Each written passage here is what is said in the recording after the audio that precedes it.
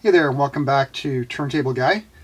If you remember one of my first videos, actually my very first video when I did the channel introduction, I mentioned that one of my goals on this channel was to review, service, and show you as many turntable brands as possible. So this one came in for service yesterday, and I haven't done a Yamaha yet, so I thought that even though it may be a little bit repetitive, that we go over this Yamaha belt drive turntable.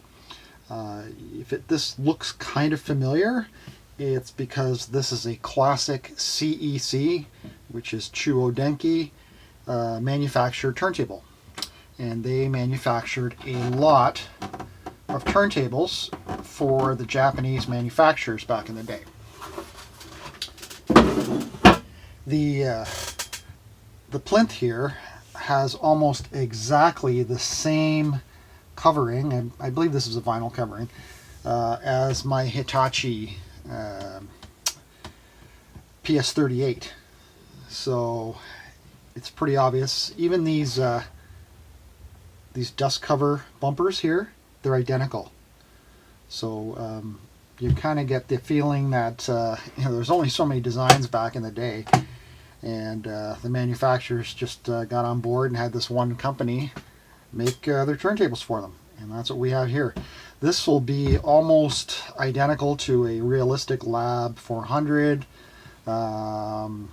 This is the Yamaha YP-66. There's also a YP-77, which is very similar. A YP-211. I believe a YP-B4.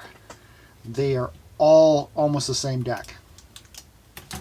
And there's not a lot of difference whatsoever. You might see the occasional features that are a little bit different. Some might be full automatic, some might be semi. I think this one's a semi. Yeah, it's auto return. And it's belt drive. Classic belt drive with a AC motor. Auto return. Very simple. Very reliable. Anytime you see a turntable which physically moves the belt from one rung on the motor pulley to another, you've got an AC motor. Okay, that's how the speed's controlled. Our belt is attached here. Give that a cleaning. And we'll just give it a basic service. This gentleman is he's a young guy. He's new to turntables, and he said that he hears a lot of static in between songs. Well, I mentioned to him, I asked, have you been cleaning your records? And he said, yeah, I've got a dry brush, and I clean them after every play. I said, okay, well, that's good. I said, that's one of the things about vinyl is there's quite a bit of surface noise. And if your records aren't really clean, it becomes more prominent. So anyway, I don't think there's anything wrong with this table whatsoever. It's got the original Stylus on it. It's a Yamaha branded Audio-Technica, and I believe this is just the same as an AT3600, so nothing special whatsoever. Conical stylus. This is an aftermarket stylus because the original one would say Yamaha. We'll give that a cleaning. It looks like there's quite a bit of diamond on there just from the naked eye, so that's good.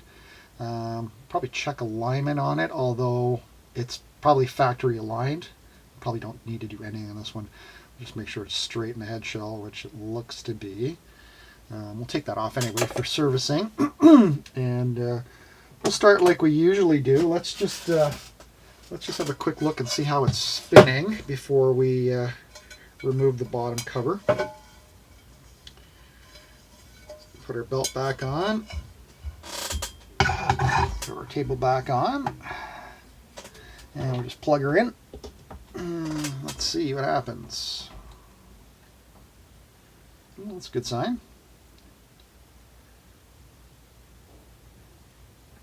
See if auto return goes.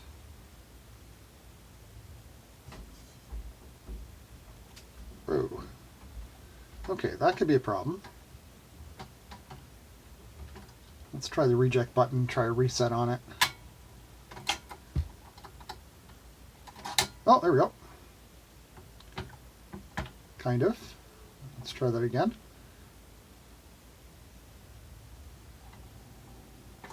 There we go. Now it's going. Perfect. So again, we just have a case of you need to reset the auto return on it. Okay. So great. Let's.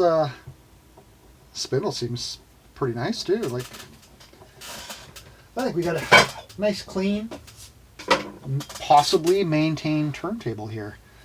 So, but we're going to service it because that's what I'm getting paid to do, and I'm going to make sure that it's running well, sounding good, and that he's not going to have any problems. Okay, so get the bottom panel off here.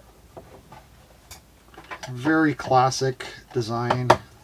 I can tell already it's a CEC just by the way even these it's funny, like you learn this is exactly the type of screw that CEC used, this kind of wood screw. So it's funny to me because I see lots of different brands come across my desk here, and you know, they're all pretty similar when you take the bottom panel off. It's just a matter of branding, right? And because this has got a Yamaha brand, it may sell for more than, say, one that's branded as a Realistic or as a Hitachi, right? Because Yamaha was probably seen as a little bit more of a premium brand back in the day.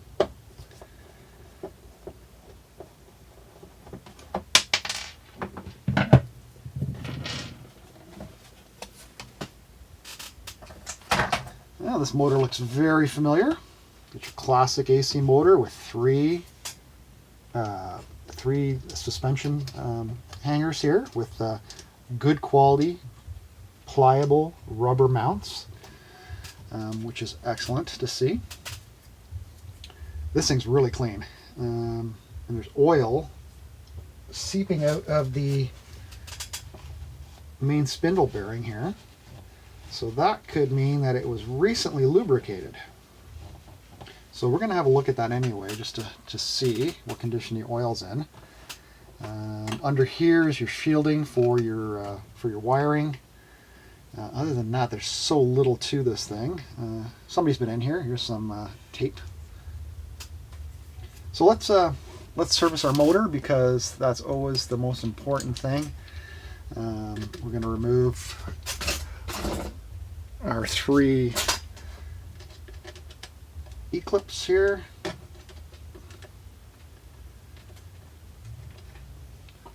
Let's see if you get the right screwdriver.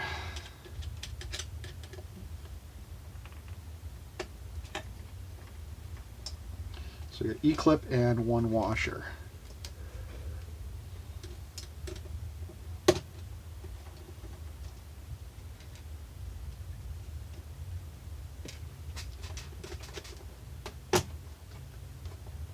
There we go. So our motor should just turn over like that.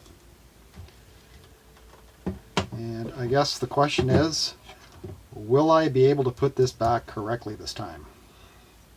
So I'm like, on video, I'm 0 for 2. So I'm hoping that, hoping I can do it right this time. So we always remove the motor plate.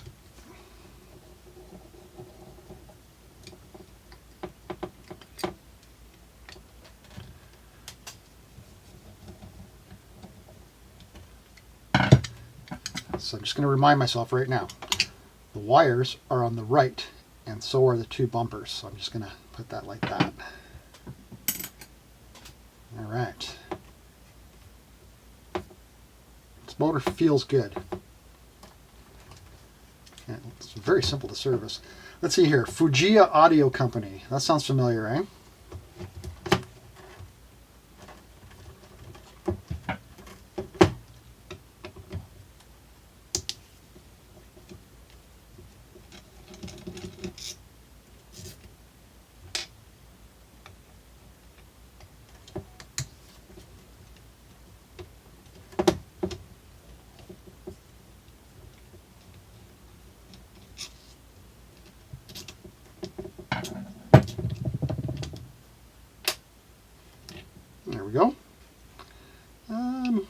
Just trying to see if it's been serviced.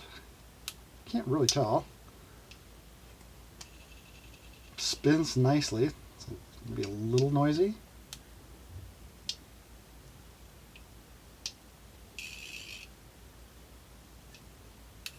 It's pretty quiet. There's our bottom. Looks like there's oil there. I don't know how new it is. I'm just going to clean off the bottom here of the spindle that goes in there. And we'll just put some electric machine oil.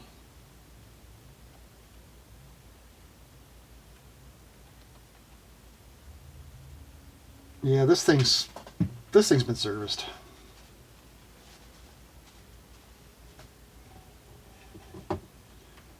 That filled right up right away. It's kind of surprising that I don't see very many that come in here that have been serviced, to be honest with you. So, you know, I still want to do my end of it here and make sure that I'm doing what the people want done. Whether they believe or not that it's been serviced in the past, you know, I can reassure the guy that, yeah, somebody's been in here before, and that you know, he's bought himself a decent turntable, right? So this is going to be one of those videos where it's not a whole lot of work for me.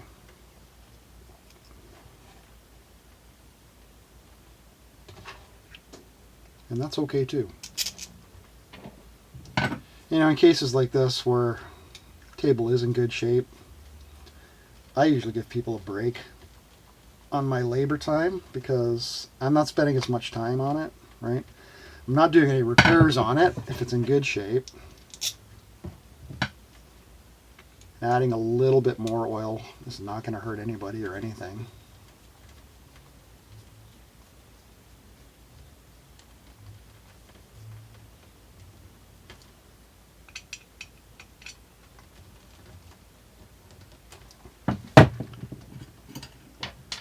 So what did I say? Right. We'll see in a second. I think I'm right this time. I think I got it. I'm learning.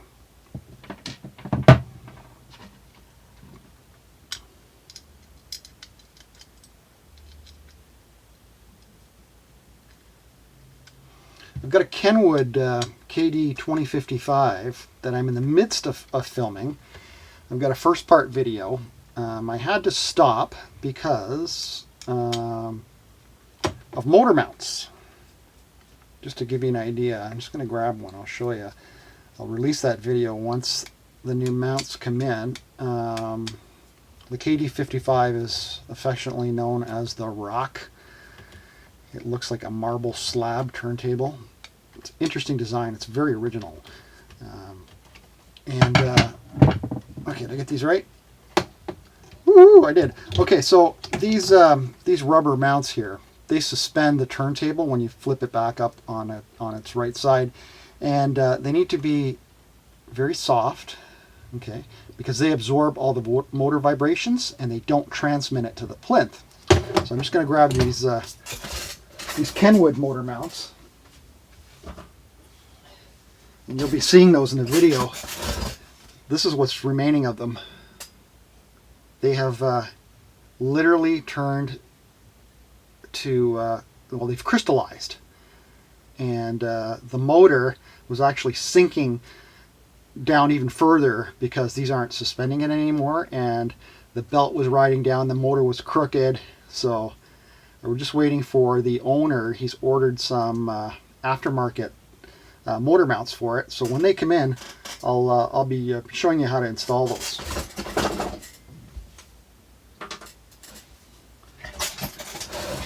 So that video is on hold right now until the parts come in. Okay, so this is very simple. Just going to put those washers back on.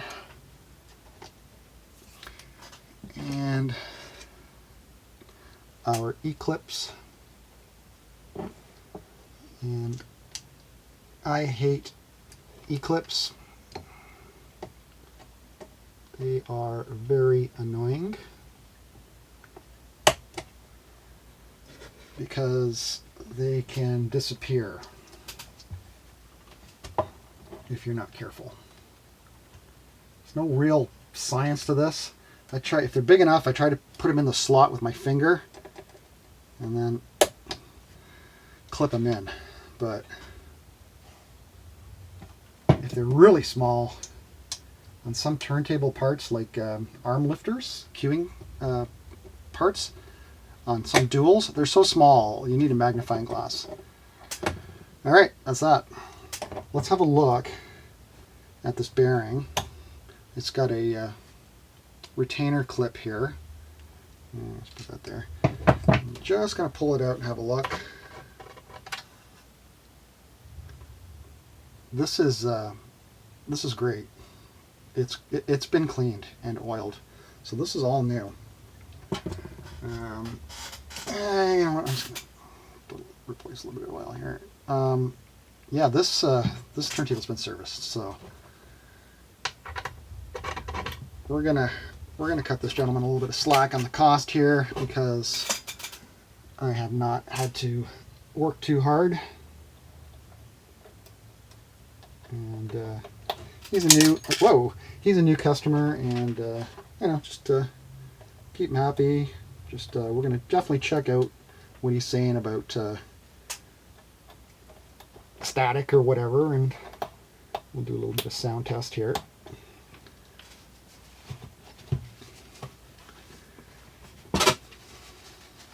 We'll set up his arm for him, make sure it's tracking correctly.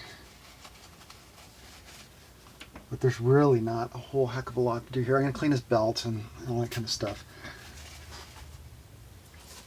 And get our base back on.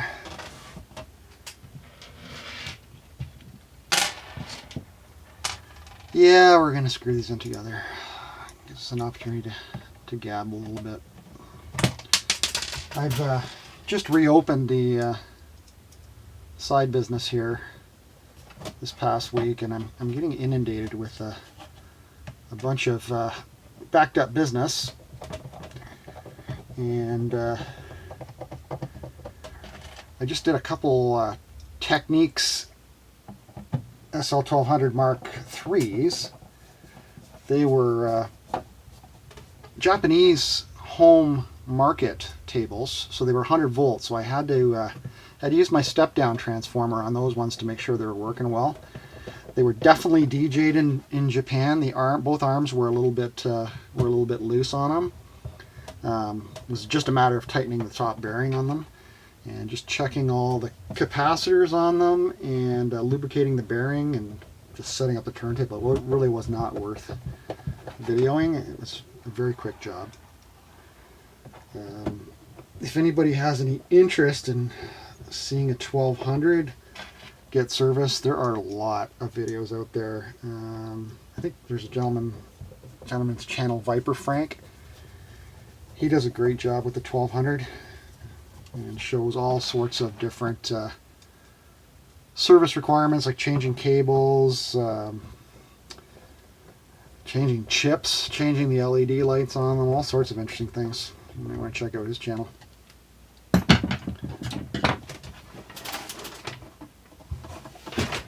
Okay.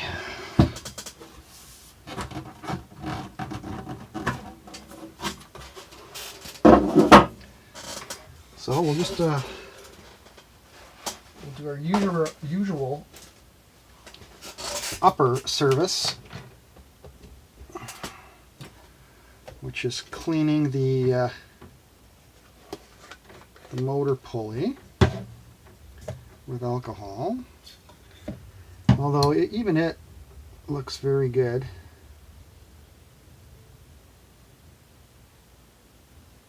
You know, I'm looking at this table, and you know, they all look the same, but I'm just wondering if I own this at one time. because I owned a YP-66 at one time and I didn't really like it. It's an okay table. It's nothing special though. And I'm looking at it, and I know they all crinkle up here, but it just looks damn familiar, and it just reeks of one of my jobs. Am I servicing my own table here, and somehow like I sold it, and who knows, this guy got a hold of it now. It's funny, And I'm just noticing that the motor pulley, it's got some light polish marks on it. I'm not saying I'm the only one who does that, but was this my turntable? Right? So I don't know. I really don't know, but it's funny, and just the way this has been lubricated. I have a feeling that this was mine, and the more I sit here and look at it, I'm thinking, holy crap, is this my turntable? But was this my turntable? If it was, it's good, because I know I serviced it. And some people say, well, you should mark them. I was marking them. I was putting a little sticker on the back, with just a service date and my initials, right? And I have seen some come back for different issues than what they were serviced originally. So I think it's kind of funny if this was actually my table. So we're just going to clean the belt off with a little bit of alcohol just to get rid of any grime. Then we're going to clean here. These are just standard service items, right? We'll just clean anywhere that the belt rides with alcohol to make sure it's squeaky clean. And then we can check speed and all that kind of good stuff.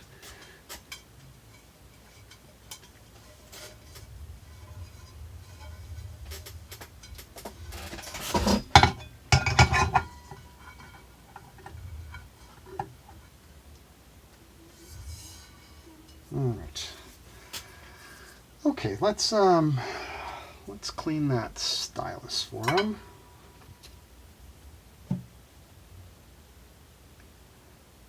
And when I sold it, I had the original Yamaha stylus, and I had a spare aftermarket that I sold with it. Because you don't see these cartridges very often anymore. I don't know.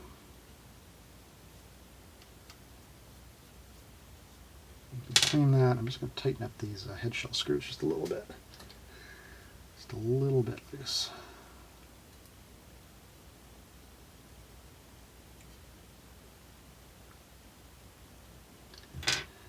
Make sure it's straight, which it is. And I know Yamaha's alignment is very far back, so this is right on the money.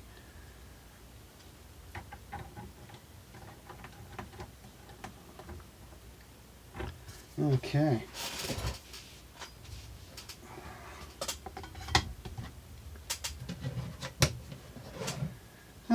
Let's do a quick alignment or setup here of weight. One thing that's missing here is he asked about the anti-skating weight is gone, and he asked if I could make one for him, and I said, well, I don't know. It's impossible to know what the weight, unless there's a spec somewhere, what the actual weight of the anti-skating weight is, right? It could be a gram, it could be 2 grams, I have no idea, right? So I'm just going to set it up. A lot of times, you can get away without anti-skating. If you have a good solid stylus, you should be okay. I know I ran my Thorns TD166 for years without any kind of anti-skating because the dealer told me don't bother. So just a little bit of information for you.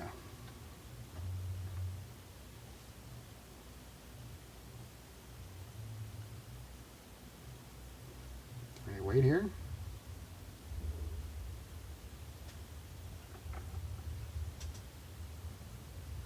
What the hell is going on? Oh, Jesus. You gotta press play. There we go.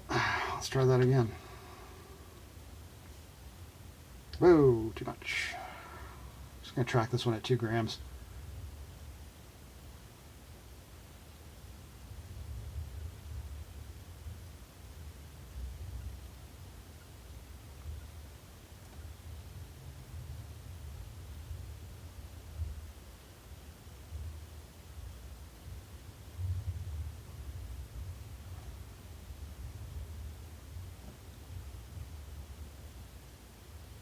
Isn't that weird? It goes 2 and then it jumps up to 2.02.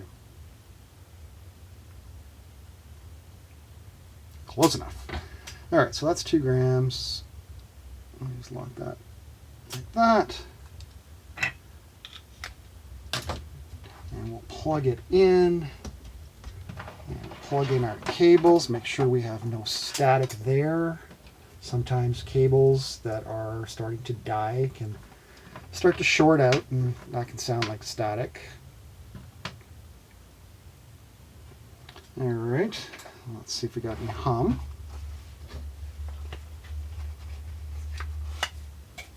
No hum, that's a good sign.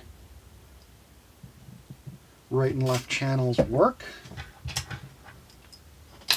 Let's grab a record.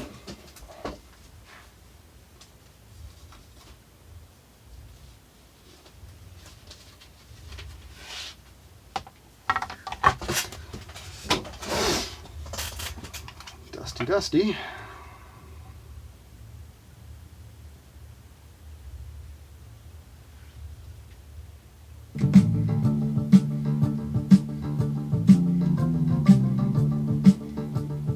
Sounds good.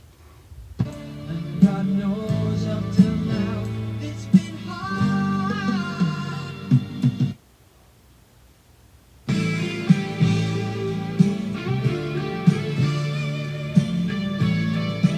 I don't hear any anti-skating issues, any kind of distortion in one channel or not. Let's see how our auto return is. Oh, I think I just triggered it a little too fast. Just want to make sure the auto return is actually triggering after the last song. So this table, you need it'll shut off when you bring it over. When you line it up, you need to press the play button, and then it'll drop.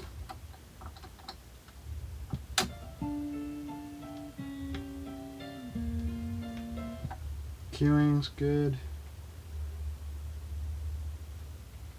If you rush, if you rush it, it's funny, you'll put a needle on the last track, you'll let it play, it's fine. But if you bring it over manually, you're going to trigger it faster.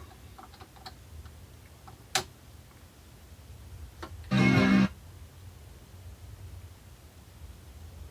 can't have the song play too long. Yeah, I'm gonna have to do this off camera to check for sure. But yeah, this one's in good shape. Everything check. Oh, there's a little bit of static right there. Looking the record up, but everything checks out really good here. We'll just quickly just check 45. Make sure we're switching over.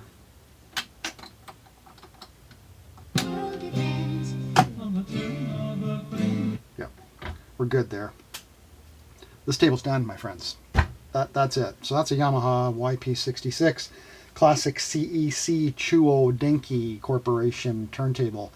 I thank you again for tuning in. Like I mentioned, that KD 2055 video will be coming out as soon as the parts come. That's going to be a little bit more interesting than this one, as this was pretty standard fare. Anyway, have a great day, and we'll see you soon. Thanks.